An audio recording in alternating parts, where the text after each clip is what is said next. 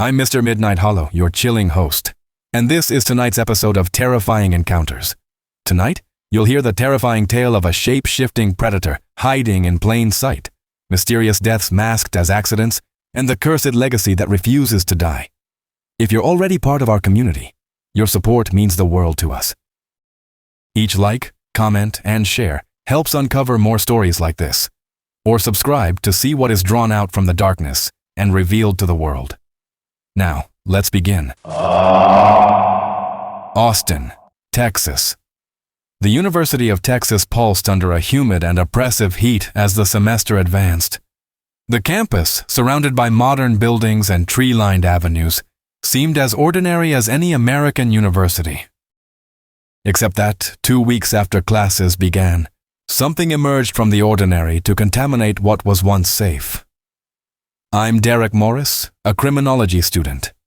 I attended night classes while interning at the county morgue, a quiet, methodical job, reeking of formaldehyde and corpses. My apartment was near campus, close to the main library. I had routine, isolation, until Logan Reyes appeared. He arrived with transfer papers of unclear origin. They only mentioned family matters from somewhere in northern Texas. He was thin, tall, pale-skinned, but what stood out most was his gaze, eyes too dark, as if they reflected nothing. He avoided everyone, wore a heavy coat even on hot days, hood always up, a stranger among bones. At first it was just discomfort, then it became unsettling. The first sign came during a night class. The topic was psychopathology, patterns of isolation, impulsiveness, histories of extreme violence. When the professor mentioned statistics on cases involving brutal acts, I heard a muffled laugh behind me. I looked back. It was Logan, laughing quietly, disturbingly. I stared. He looked straight at me without blinking. The laughter died in his throat. Have you ever felt cold in the middle of summer heat? Then Emily Sanders disappeared. A communicative student, 19 years old. Vibrant and active on social media. She vanished out of nowhere. The police, the university, posters. A full-blown campus drama, until her body was found days later, naked, mutilated, eyes ripped out, abdomen slashed open. The coroners recorded unusual animal ferocity. This wasn't the work of local fauna. It was the instrument of something intelligent. I saw the golden chain around her neck and vomited in the morgue. The medical examiner said bluntly, "If this was a cougar, then I'm the Pope." The official reports called for calm. Professors asked students not to walk around at night. The university wanted everything resolved quickly. Logan, on the other hand, seemed relieved. In the days that followed, I saw him walking with slightly better posture, eyes dull, as if he carried the relief of something finally completed. Days later, another disappearance. Justin Miller, a university athlete, strong, healthy. He vanished from the gym at 10:30 p.m. No cameras caught him after that. Not even a shadow. Nothing. I wanted to tell him he'd stayed out too late, that there was something in the air, and he'd said that. Something's in the air. It echoed like a warning. His body was found in an abandoned warehouse on the south side of town. Same signs, exposed ribs, claw marks, heart removed and hung from his own chest. The scene was so deliberate it felt like a performance. I started writing everything down, dates, appearances, behaviors. Logan skipped class after both disappearances and, days after the bodies were found, displayed a disturbing calm, like someone who had lifted a burden. Day by day, something inside me began to sense that this went beyond natural explanations. What if it wasn't entirely human? One night, he entered an abandoned wing of the university, a block closed off after an old fire. The door was locked, but he got in, quick as a cat. I waited, then followed. The air was damp, still smelled of burnt paint and mold. but with a raw metallic trace in the air. I walked down hallways until I reached a dark basement. There were markings on the ground, huge footprints, deep claw marks on soot-blackened walls. A twisted chair, broken chains. In a corner, dried blood, dark and hardened as if painted with bristle brushes. I ran out of there.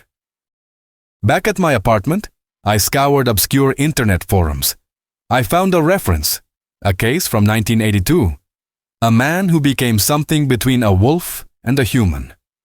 The word lycanthrope appeared in a musty, forgotten text. I laughed, thought it was fantasy. Until I remembered the bodies. The next morning a storm hit Austin. Lightning slashed the sky. And in that storm, I heard howls. Not from wolves or dogs. Howls fused with pain and animal pleasure. I went to the window. I saw a massive figure in the park. The shape was inhuman, hyper-physical. Wet fur dripping, curved and firm body. A humanoid wolf. Not red but vivid yellow eyes, pulsating. It moved with unnatural coordination, massive shoulders, monstrous head. It stopped and stared at me. In silence. There's a certain kind of look that pierces through you. It made my stomach churn. My body froze. And then I ran, slipping, stumbling, feeling my heart explode in my chest. I returned to my room, barricaded the door with chairs, a wardrobe, anything I could use. There was no attack. But that face, that gaze, made me part of something I never chose to understand. The next morning, you couldn't read anything in Logan's expression. Jacket soaked, impassive. He passed by me and muttered, with an almost playful disdain, "You saw it, didn't you?" I didn't answer. But he knew. And I knew. He knew. And that's when our collective cowardice began. In the days that followed, I barely slept. My body was present in class, but my mind drifted farther from the world each moment. I was becoming a passive observer, not of the subjects or my classmates, but of Logan. His movements became the center of my attention. I started following him discreetly. I noticed he avoided crowded areas, moved along alternative paths between campus buildings, and always disappeared around 10 p.m. Like clockwork, precise. His routine adapted to the shadows. One Wednesday, I decided to take a risk and installed a micro camera at the drinking fountain in one of the corridors of the Humanities building, near the side exit he usually used. At midnight, when I reviewed the footage on my laptop, I saw the recording of him walking through the hallway completely naked. It wasn't a lens error or defect. Naked. His skin was blotched with dark bruises, scars from healed cuts. His muscles looked more defined than I remembered. He was bigger. Something in his spine seemed misaligned. He didn't walk upright. His eyes reflected the camera light, a yellow glow that couldn't be explained by normal reflection. And the worst part, he smiled at the camera. The next night, someone else went missing. Sophia Chen, a chemistry student, scholarship holder, dedicated. She never took the usual route home, always went through buildings, avoided being alone. That night, the storm started early. Sophia stayed late at the library and decided to take a shortcut through a wooded area around campus. She never came back. The city cleaning crew found her body, floating in a shallow creek. One of her arms had been torn off, her jaw dislocated, her mouth still open, frozen in a scream. Parts were missing, as if she'd been devoured right there, discarded like carrion in a ditch. No one said anything. No university press conference, no mention on official websites. The university wanted to bury the dead along with the truth. I began studying old cases, buried reports from 1993, 1977, 1964. All with similar patterns. Brutal attacks in urban areas, always between September and November, always near water, always involving isolated people, caught off guard. And the most terrifying detail, every record contained vague reports of a strange young man, with a different name, who appeared on campus shortly before the deaths. In every case, he disappeared without a trace after the attacks ended. The curse was cyclical. Then a new event convinced me this was bigger than I imagined. It was Friday, October 13th. The city was preparing for Halloween. College parties were popping up all over town. Houses with bizarre decorations and artificial fog filled the sidewalks. Logan didn't show up to class. It was the first time he missed without it being tied to a death. That alarmed me. I got a voicemail from a biology classmate, Marcus, saying there was a party in a decommissioned underground parking garage on campus.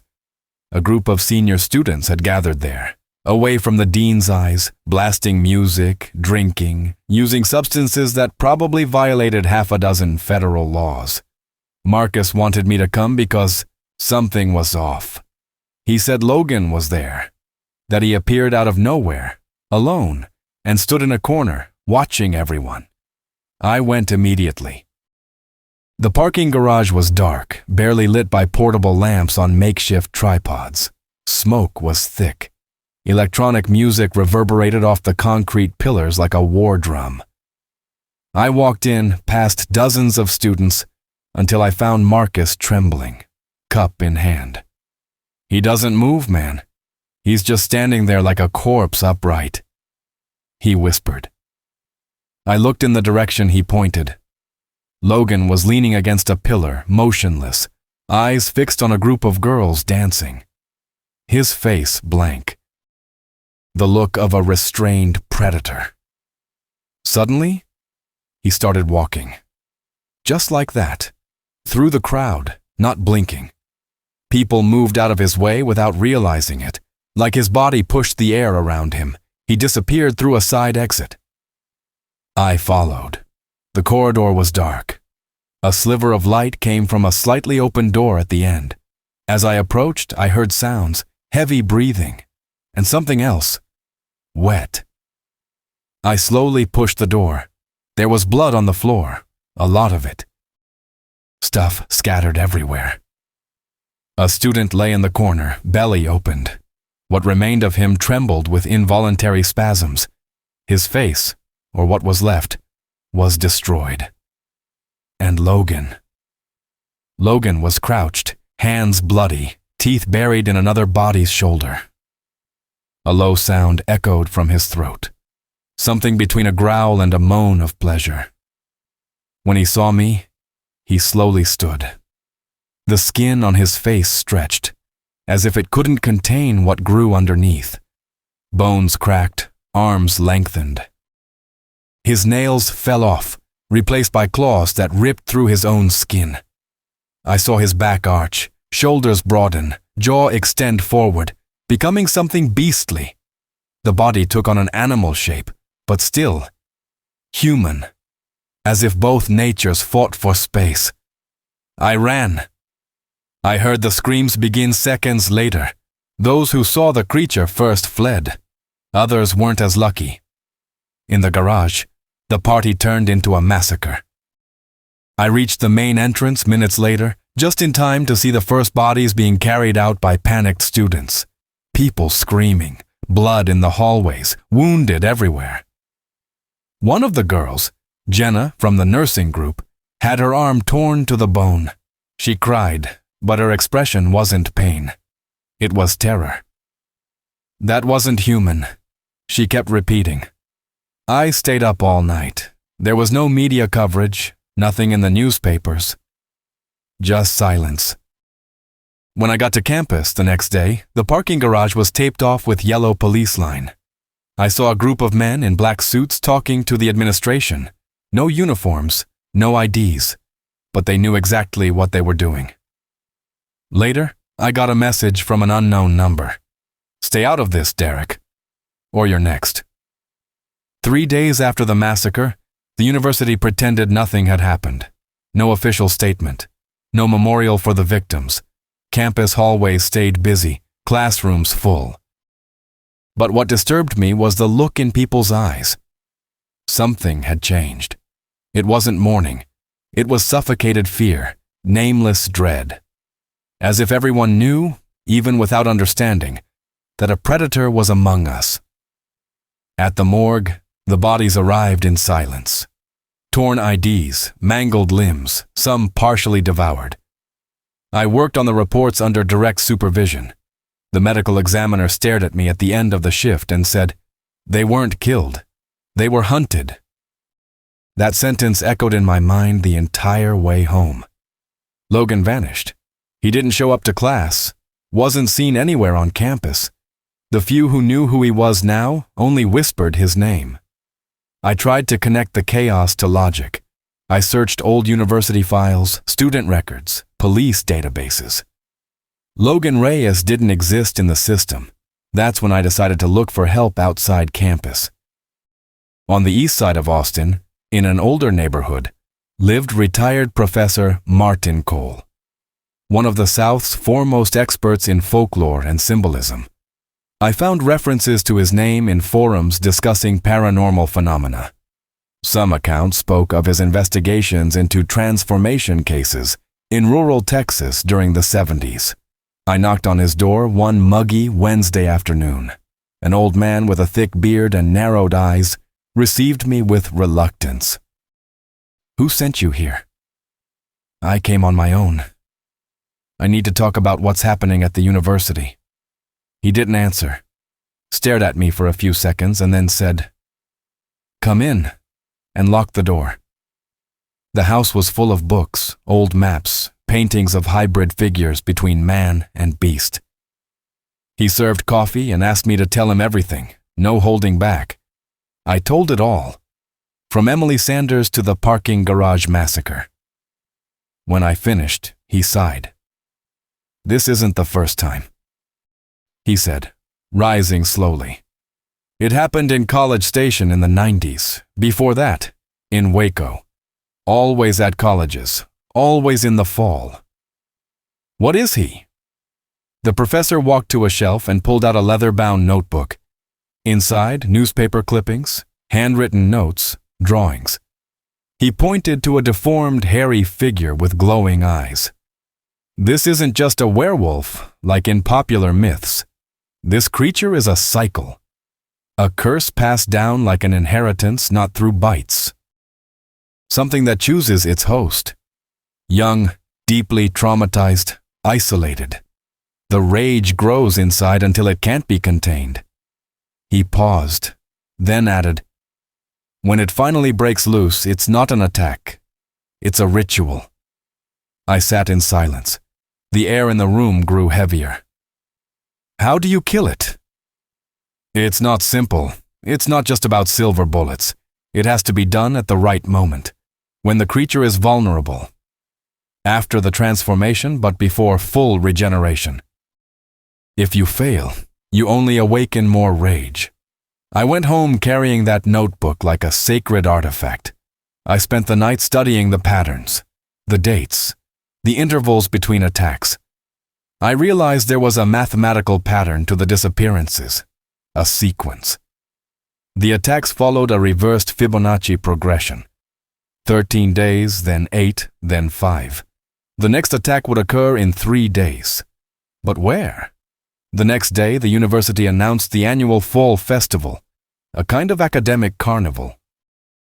It would take place Saturday night with outdoor concerts, food stalls, bonfires.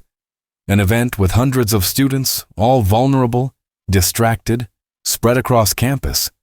It was the perfect setting.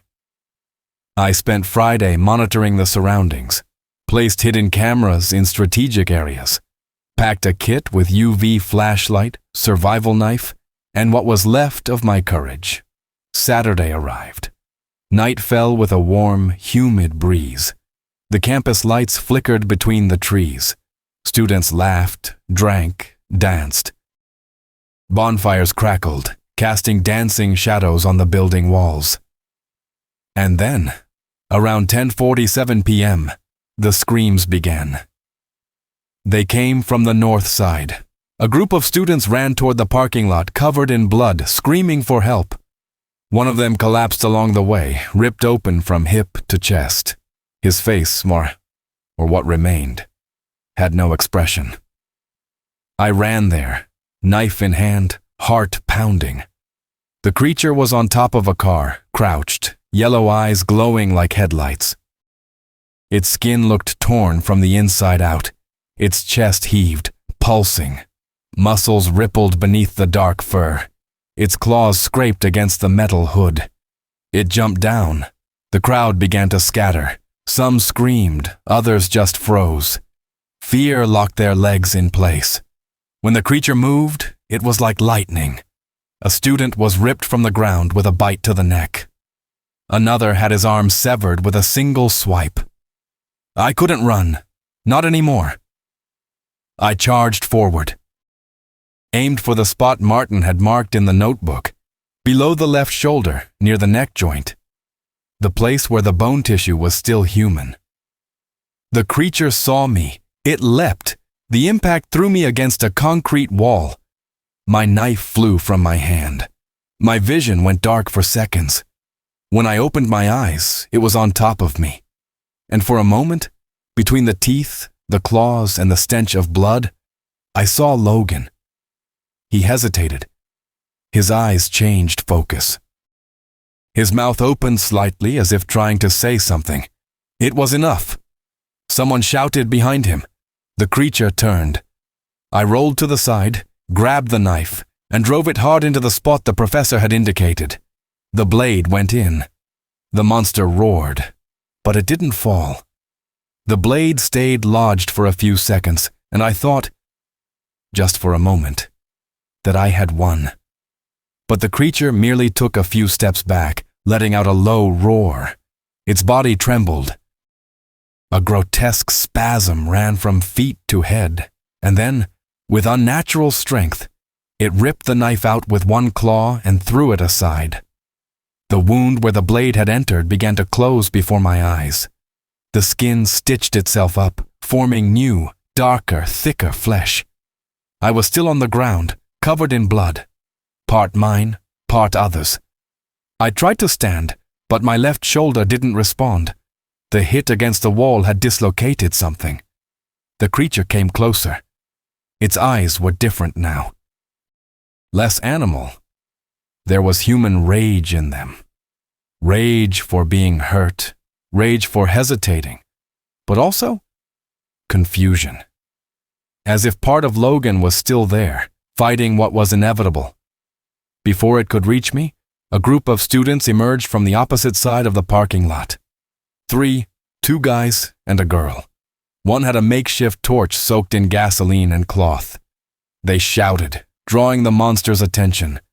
The creature turned, and that was all I needed. I rolled behind a car and crawled to the emergency stairwell of the nearest building, climbed step by step with my good arm, shoulder throbbing. I reached the roof. From up there, I saw chaos spreading across campus. The crowd scattered in all directions, sirens echoed in the distance, patrol lights already crossing the university gates. But I knew, somehow, they wouldn't find anything when they got there. Logan would vanish again. He always did. I climbed down carefully and searched for the 3 who had saved me. I found only 2, the guy with the torch and the girl, hiding behind a metal dumpster. They were in shock, covered in blood. When they saw me, their eyes widened. "You're the guy who was with him, with Logan," the girl said, almost voiceless. I nodded. "Did you see what happened?" The guy replied, voice trembling. "We followed him when he left the party. Thought it was weird the way he moved. Didn't look drunk. It was like he knew exactly where he was going. But no one expected that. That's not human, man." "He's hurt, but still alive," I said. They helped me back to my room. I spent the rest of the night bandaging my shoulder with a makeshift splint while telling them everything. I showed the logs, the patterns, Professor Martin's files. For the first time, they didn't call me crazy. They didn't doubt. They had seen it with their own eyes. We spent the next 2 nights sleeping in shifts. Kept knives near the bed, the window locked, furniture stacked against the door. We expected another attack, but it never came, until I received an envelope. No sender. It was under my door at dawn. Inside, there was only a single piece of paper folded in thirds. When I opened it, it read, "There's still time to stop, but only if you know when to quit." The paper had burn marks on the edges and a small splash of dried blood in the corner. I recognized the handwriting. It was the same as a note Logan had left me days before the massacre. He was warning me. But about what? I met with Martin Cole again that night. I told him about the regeneration, about the failed stab, about the note. He listened in silence, then said, "That wasn't the moment. The transformation was still in progress. You attacked while the beast was in control, but the body was still in transition. To kill something like that, you need to strike when the man's soul resurfaces, and that only happens in suffering or regret." Regret? When the creature sees what it's done, stands before the ruins, that's the only moment when it hesitates, because it's the only moment it remembers it was once human. I went home with that on my mind. I knew Logan was nearby. He always watched before acting.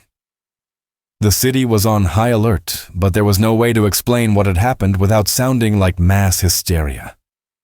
The next night, a patrol disappeared in the park north of the university. 2 officers. All they found was the radio, stained with blood, still transmitting static. Search efforts intensified, but no bodies were found. On campus, silence began to take over again. But I knew time was running out. Martin gave me the location of an old abandoned structure, a decommissioned observatory on a hill north of the city, closed since the 1980s. He said it had been one of the sites used in old containment rituals for cases like Logan's. He'll go back there. When everything is about to collapse, the cycle demands return. It demands an end. We prepared. I recruited the 2 students who had saved me. Their names were Travis and Claire. Together we prepared what we could: torches, reinforced knives, stakes, steel chains, metal plates with spikes. We set up a trap inside the observatory. Primitive traps, but precise, based on Martin's notes. We waited. On the second night, he showed up. He arrived like a shadow. Silent. The observatory doors burst open, and then I saw him enter. Logan. Not transformed, not furious, but injured, staggering, covered in mud and dried blood. His eyes unfocused. He saw us but didn't attack, just stood there. His mouth opened and he murmured, "I can't stop, but maybe you can." Then he dropped to his knees. His body began to tremble. The transformation began. Logan collapsed onto the observatory floor, convulsing. The veins in his arms bulged like black serpents under his skin.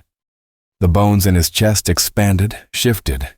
His jaw opened at an impossible angle, and the human teeth were replaced by curved fangs, long, slick with saliva and blood. Travis ran to trigger the first trap. 2 iron plates that would snap shut over the creature once it reached the center of the room. But Logan was still half man, and his eyes, even transformed, seemed to plead. Claire hesitated. "Wait," she whispered, eyes fixed on him. He's still conscious, but not for long." Logan's skin split in strips, opening to reveal darker, denser muscle underneath. His arms grew larger. His hands were now paws. When he screamed, the sound was split, half human, half beast. It tore through the silence of the observatory like a thunderclap rising from the earth. Claire's hesitation cost dearly. Logan lunged to the side, smashing one of the containment stakes with his body weight. The structure trembled. He grabbed Travis by the waist and threw him against the wall with absurd force. The impact was dry. The sound of the body hitting the bricks echoed like a sentence. I ran to Claire and pulled her behind the concrete table. "It's too late now. We'll have to fight," I said through clenched teeth, gripping one of the knives tightly. The monster was no longer Logan. The thing standing before us was 3 meters tall. Black fur covered its body, its arched back pulsing with every breath. The eyes, oh those eyes, were still human. They knew exactly what they were doing. And for that very reason, they were even more cruel. It leapt again, hit one of the walls and partially knocked it down. Chunks of concrete rained over the room. Claire screamed. I threw myself over her to protect her. When I looked up, Logan was staring at me.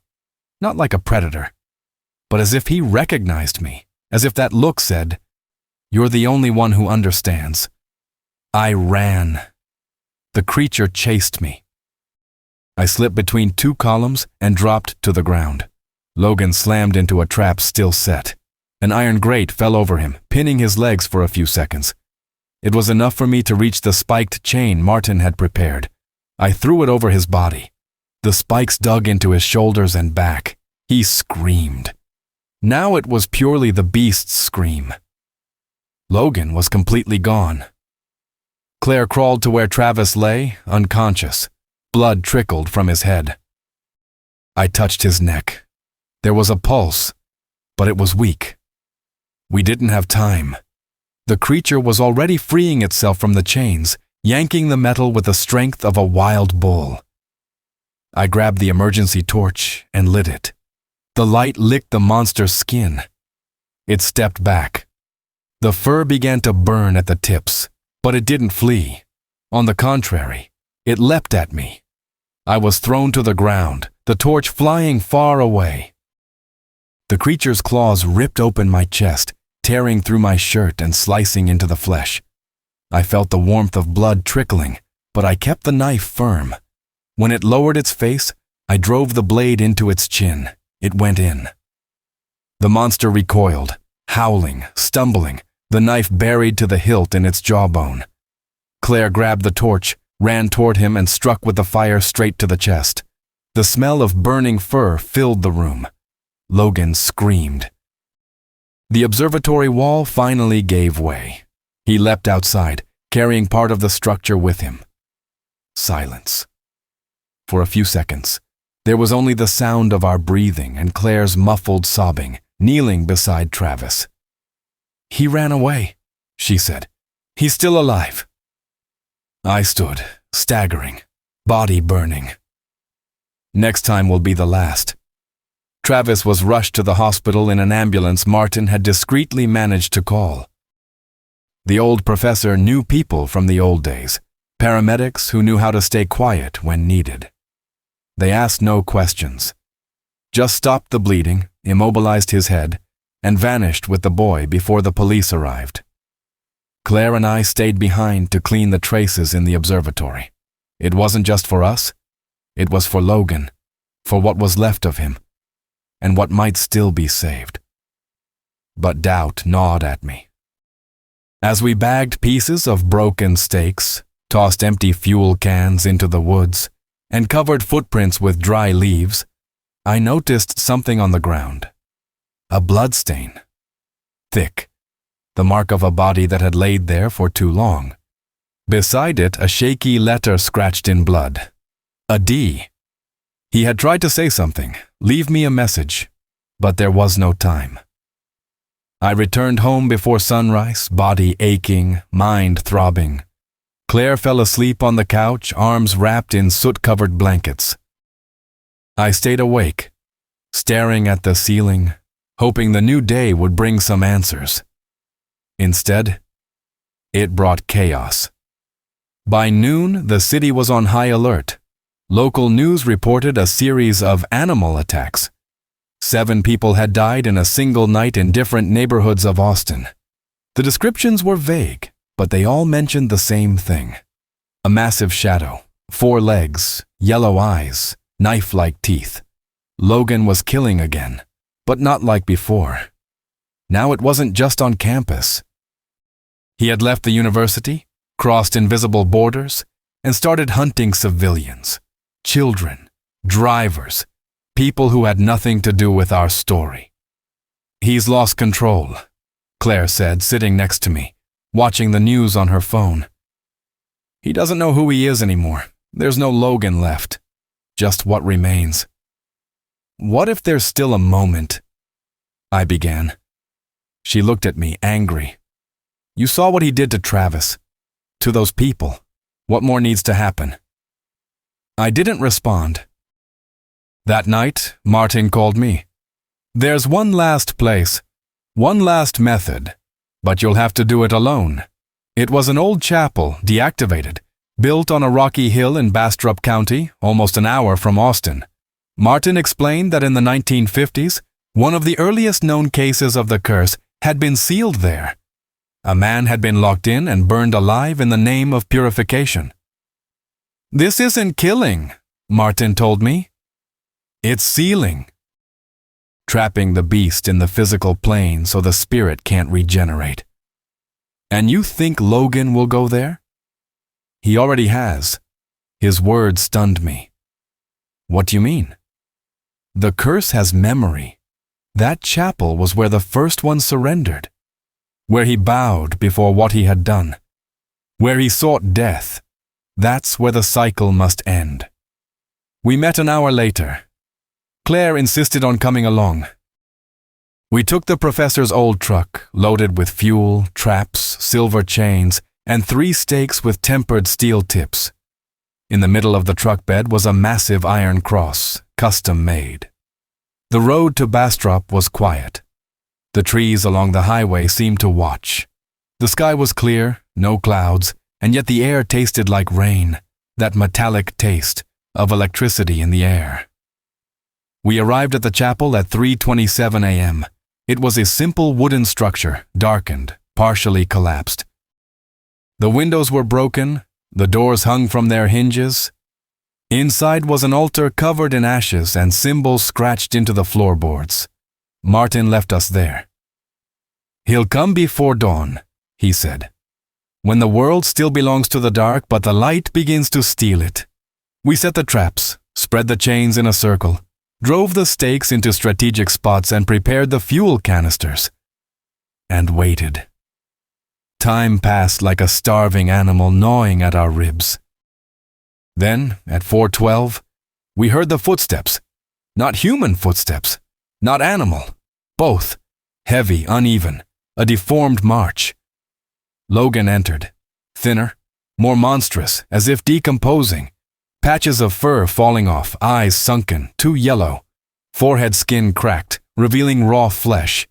But he didn't roar, didn't attack. He knelt. Claire swallowed hard. I gripped the knife tightly. "End it," she said. But Logan raised his eyes. And in that moment, I saw them.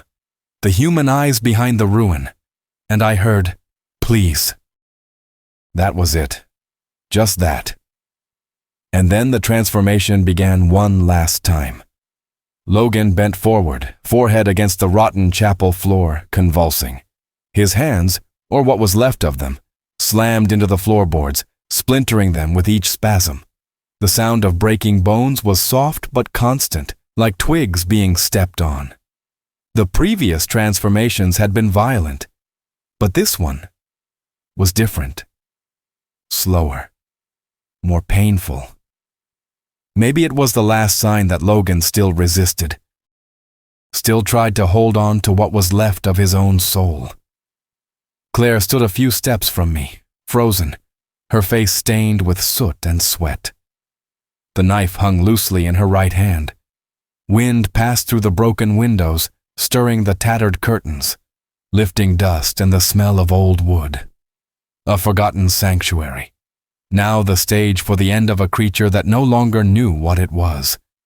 The transformation continued, his legs bent, shortening. His skin cracked open in deep fissures, releasing vapor. Claws emerged slowly, one by one, like nails being pushed out through flesh. The teeth came into place, arranging themselves in monstrous rows. And even so, Logan did not attack. He remained on his knees, eyes closed, as if waiting, as if wanting it to end. I knew this was the moment, the one Martin had described. When the monster remembers, it was once human. When the body hasn't yet fully adapted, but the pain of transition leaves everything vulnerable. I grabbed the iron cross. It was heavy, built to be driven into the center of the silver circle, the final point of the ritual. The blade at the base of the cross had been soaked in gasoline and salt, an ancestral ritualistic combination. I approached. "Are you still in there?" I asked in a low voice. Logan lifted his eyes and answered, "I am." A tear rolled down his deformed face. For a second, the creature looked like just a boy in pain, and then, the scream. The sound exploded from his throat like thunder. A roar of pure instinct, it shattered the already cracked stained glass and made Claire step back 2 paces. The veins in his legs burst, his ribs expanded, his eyes lit up like headlights in a tunnel. I lunged at him, cross in hand. I drove it with all my strength into the middle of his chest. I felt the bones give beneath the impact. The sharp point at the base of the cross pierced flesh, muscle, bone. Logan roared, but didn't fight back. On the contrary, he leaned in, driving the blade deeper with his own weight. The silver circle around him lit up. The chains vibrated. The floor shook. Claire screamed my name, but I couldn't look back. All I saw was Logan's body convulsing, screaming, burning from the inside out. Smoke began to pour from his mouth. His fur ignited in flames. His flesh disintegrated like burning paper. His claws melted in his own hands. The creature died on its knees. And with it, Logan. When the smoke cleared, all that remained was a charred but human body, naked, curled into a fetal position, hands crossed over the chest. Claire wept silently. The first light of morning filtered through the holes in the ceiling. I collapsed to my knees beside him. There was nothing left to say. After everything, after all the horror, the blood, the broken bones, the endless nights, there was no redemption, only an end. Or at least that's what I believed at that moment. Logan's body remained still for long minutes. No sound, no sign of breathing. Just smoke, still warm, rising from the cracks in the burnt floor beneath him. The smell was of scorched flesh mixed with sulfur, the same odor that lingered in the morgue's halls after fires involving freshly delivered corpses. Claire knelt beside me, her face dirty, eyes red. She gently touched the chest of the body, which was no longer Logan nor creature, just a pile of flesh, skin, and bones. "It's over, right?" she asked, almost voiceless. I didn't know how to answer. We took the blanket we had brought and wrapped the body in it. There was no casket, no ceremony. We buried Logan right there, behind the chapel, in the middle of the trees. The hole was dug with shovels in our hands, no headstone. Just a small wooden cross improvised from broken beams of the church. Before covering his face with dirt, I looked one last time. His expression was serene, as if the boy had found peace within the hell carried in his own blood. We returned to Austin in silence. Martin was waiting for us with an envelope. Inside, fake documents, new names, instructions to leave the city as quickly as possible. "This will happen again," he said. "Not here, not now. But somewhere else. Another city. Another campus. This curse doesn't die. It just changes shape." I wanted to argue. I wanted to say Logan was the last. But deep down, I knew he was right. In the days that followed, the massacre was explained as wild animal attacks. Possibly coyotes, they said. The authorities used blurry security footage, confused testimonies, everything to erase what really happened. There was no collective funeral, no tribute. Families were told not to ask questions. Travis survived, but was paralyzed from the waist down. He never spoke to me or Claire again. Disappeared from the city with his parents. Claire and I left together for the north of the country. We enrolled in a smaller college, using the fake identities. We pretended to be different people. We slept poorly. We woke to the sound of claws scratching concrete, of grinding teeth, of screams muffled by forests. In December, 3 months after the burial, I received a letter. No sender, no name. Inside, just an old photograph. It showed the Bastrop Chapel in the 1950s. A group of men on horseback around it, and among them, a boy, tall, pale, dark eyes. It was Logan, or someone identical. On the back of the photo, a sentence written in shaky handwriting. You only sealed the pain, not the origin. I burned the letter, but I could never burn what came next. Because now, every time I see someone too alone on a campus, every time someone disappears and they say it was an accident, every time the news mentions claws, bite marks, tracks with no origin, I know. The curse didn't go away. It just shed its skin. In the first months after leaving Austin, Claire and I tried to live a normal life. We tried to forget. We moved to Bloomington, Indiana, a college town surrounded by forests, lakes, and long winters. We enrolled at Indiana University under our new names, studying psychology and visual arts. New classmates, new professors, new schedules. Everything was different, but inside, everything remained rotten. Night was the worst part. Claire began having frequent nightmares. Sometimes she woke up screaming. Other times, she'd wake and say nothing, just stare at the ceiling as if she saw something moving up there. I dreamed too. But they weren't dreams. They were memories. Blood dripping from the chapel ceiling. The sound of Logan's bones cracking beneath the cross. His eyes, far too human, in those final seconds. Even thousands of miles from Texas, we knew it had followed us. Then the disappearances started. First, it was an engineering student. Then, a girl from the track team. After that, a campus security guard. All vanished during the night. No trace, no witnesses. Claire and I were in the university cafeteria when we heard some classmates talking. They say it was a bear, one of them said. Ripped through his tent out in the forest. His friends only found a sneaker and an arm. Claire looked at me. She didn't have to say anything. I knew, but it couldn't be. Logan was dead. I buried him. I watched his body burn. I drove the cross into his chest myself. Even so, something inside me ached in a different way now. A kind of weight. Like an anchor in my stomach. As if I had left something behind. Something not buried deep enough. That night, I got an email. Anonymous sender, just a video. I opened it. It was security footage, grainy, black and white. A camera pointing at the entrance of a forest research lab on the edge of campus. In the corner of the screen, a timestamp. 2:47 a.m. The door opens. Someone enters. Freezes. Slow. Stiff steps. Comes in with a hunched body. The hallway's dim light reveals a face. Not fully human. The jaw is larger, the face more elongated, the body partially covered in fur. The hands are still human, but with nails like claws. The being looks at the camera. Pause the video.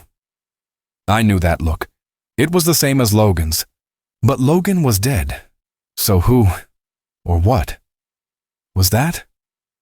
Claire and I spent the next 48 hours looking for answers. We dug through records, discreetly questioned senior students, returned to the dark corners of the internet where it had all started.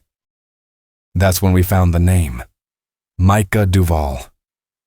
Ecology student, from Colorado, transferred after disciplinary issues. Quiet, solitary, introspective, never attended campus events, lived in the most remote housing unit near the trail that led to Lake Monroe. We went there. The night was moonless. We used flashlights covered with cloth so we wouldn't draw attention. We followed the trail until we reached the small cabin where he lived. Completely dark. Too quiet. The kind of silence that comes before disaster. Claire crouched beside the window, peeked in. He's inside. I approached slowly. Micah stood with his back to us, naked, facing a mirror. His back trembled. There were cuts all over his body, but not cuts made by someone else. He seemed to have scratched himself, like something was trying to break out from under his skin. Then he turned and saw us. For a second, his eyes were human. Then, not anymore. Micah stood still for a few seconds, naked, covered in scratches. His breathing was heavy. His face twisted by something that looked more like pain than rage. Claire and I froze outside the window, unsure whether to run or confront it. But he didn't move. He just closed his eyes and whispered, voice faltering, "I didn't ask for this." His body started trembling, not from cold. It was something deeper, like every muscle contracting in opposite directions. His veins pulsed beneath the skin, dark like ropes ready to snap. The transformation was beginning, and he was still conscious. Claire tugged my arm, whispering, "We need to stop this before it happens." What if he's still fighting? What if he's not? Before I could respond, Micah doubled over, groaning. His back arched in an impossible way. The sound of bones breaking and realigning filled the cabin. His feet stretched, toes elongating into claws, and his skin began to split open, revealing something darker underneath. We did the only thing we could. We broke in, kicked the door with all our strength. Micah was already on the floor, convulsing, his body a mixture of human and beast. His eyes locked onto us, yellow, glowing. He tried to stand, but collapsed again. His throat emitted a gurgling sound as if he were choking on his own saliva and blood. Claire pulled out the tranquilizer syringe we'd brought, a potent formula courtesy of Martin, designed for large animals, and stabbed it into the still human part of his arm. Micah thrashed, screamed. For a second I thought the transformation would complete.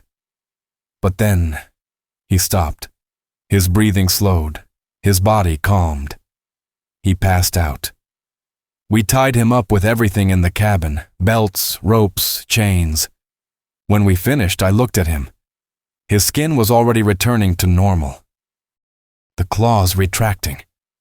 It was as if his body had been forced to stop mid-process. Claire knelt beside him and whispered, "Are you still in there?" Micah opened his eyes weakly and whispered, "I dreamed of fire, of you, of him." She looked at me, alarmed. "Who?" "Logan." We froze. He continued, "I saw him, burning, but he saw me too. And before he disappeared, he touched me and said, 'Now it's your turn.'" Silence. Claire stood and walked to the window. I remained by Micah's side, observing the marks on his body. They were different from Logan's, deeper, as if carved, not just wounded. Micah groaned. "I try not to go out. I tie myself up sometimes. But when the moon is high and the smell of flesh comes, I don't remember anything else. I wake up in the woods or by the lake, always bleeding, always tired, and sometimes with the taste of iron in my mouth." There was pain in his eyes and fear. The curse was alive.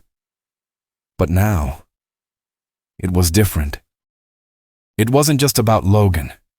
It was about all those who came after, the blood legacy, the cycle renewing itself, and us, once again, at the center of it all. Claire turned to me. We have to kill him.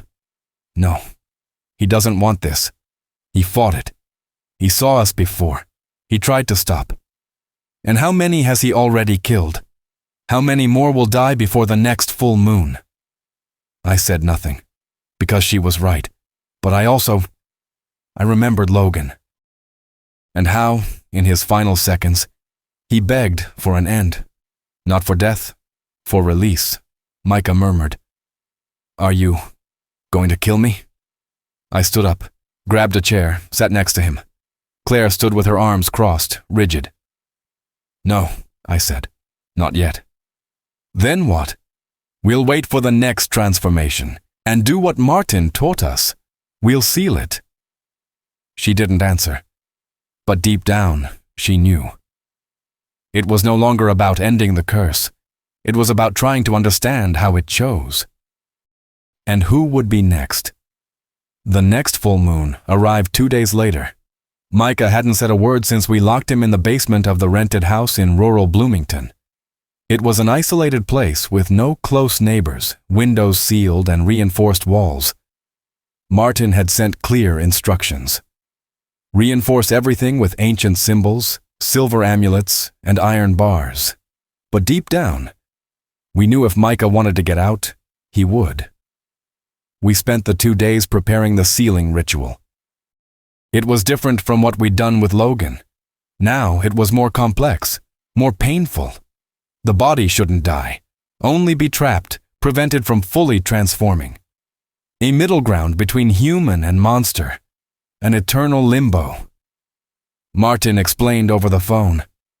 This is a prison, a cell made with symbols and suffering. It will keep the creature alive but contained. The host will pay the price. And Micah agreed.